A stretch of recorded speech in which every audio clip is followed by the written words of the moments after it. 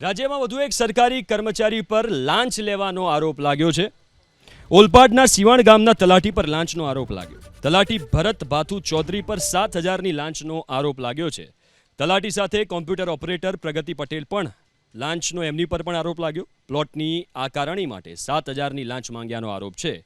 એસીબીએ લાંચના આરોપમાં બંનેને ઝડપી પાડ્યા છે।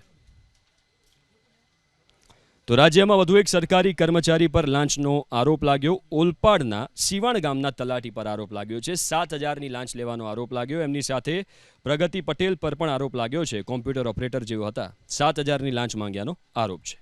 તલાટી સાથે કોમ્પ્યુટર ઓપરેટર પ્રગતિ પટેલ પણ લાંચનો એમની પર પણ આરોપ લાગ્યો। પ્લોટની આકારણી માટે 7,000ની લાંચ માંગ્યાનો આરોપ છે। એસીબીએ લાંચના આરોપમાં બંનેને ઝડપી પાડ્યા છે।